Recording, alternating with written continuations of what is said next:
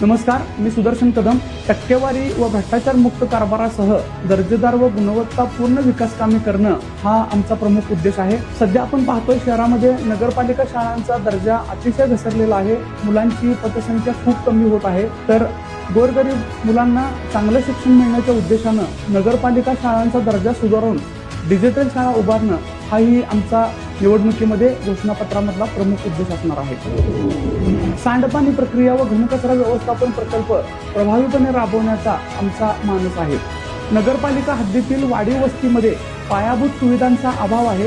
अशा नगरपालिका हद्दीतील वाढीव वस्तीमध्ये अतिशय चांगल्या पायाभूत सुविधा देण्याचा आमचा प्रयत्न असणार आहे.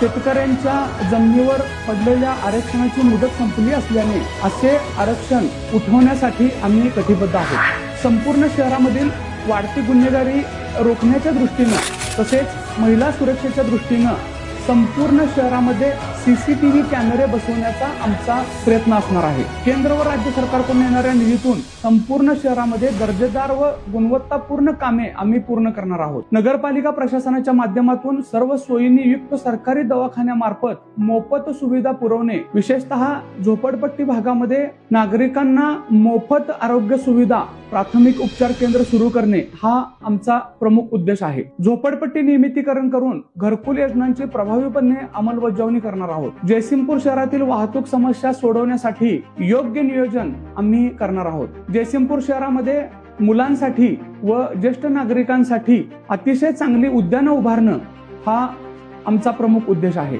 शहरातील युवक युवतींना क्रीडा क्षेत्रात उल्लेखनीय कामगिरी करण्यासाठी शहरामध्ये क्रीडा संकुल उभारण्याचा आमचा मानस आहे. शहरामधील कर सुविधा डिजिटल ऑनलाईन करून नगरपालिकेचे स्वतंत्र डिजिटल पोर्टल आम्ही सुरू करणार आहोत. निविदा प्रक्रिया योग्य पद्धतीने राबवली गेल्या नसल्यामुळे चुकीचा कारभार होत आहे. त्यामुळे अत्यंत पारदर्शी पद्धतीने निविदा प्रक्रिया राबवणे हा आमचा प्रमुख मानस आहे. सध्या जयसिंगपूर शहरामध्ये असलेल्या भाजी मंडईमध्ये योग्य सुविधांचा अभाव असल्यामुळे जयसिंगपूर शहरामध्ये विविध ठिकाणी अद्ययावत सर्व सोयींनी युक्त अशा भाजी मंडई उभारण्याचा आमचा प्रयत्न असणार आहे. नगरसेवक म्हणून निवडून गेल्यानंतर तो नगरसेवक 5 वर्ष आपल्या प्रभागातील नागरिकांची कामे करण्यासाठी उपलब्ध होत नसल्याच्या तक्रारी आल्यामुळं आम्ही प्रत्येक महिन्याला एका प्रभागामध्ये नगराध्यक्ष व नगरसेवक आपल्या दारी हा उपक्रम राबवणार आहोत. त्या ठिकाणी नागरिकांच्या समस्या ऐकून घेणं आणि ती समस्या सोडवण्यासाठी आम्ही कटिबद्ध असणार आहोत. युवक व युवतींना रोजगार मिळण्याच्या उद्देशानं युवक युवतींकरता स्पर्धा परीक्षा केंद्र तसेच पोलीस व सैन्य भरती केंद्र जयसिंगपूर शहरामध्ये उभारण्याचा आमचा मानस आहे.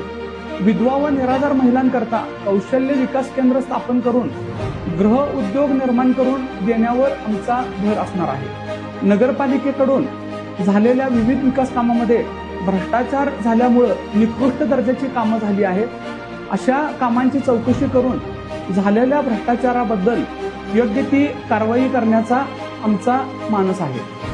जयसिंगपूर शहरामध्ये झालेले रस्ते अत्यंत निकृष्ट दर्जाचे झाले आहेत.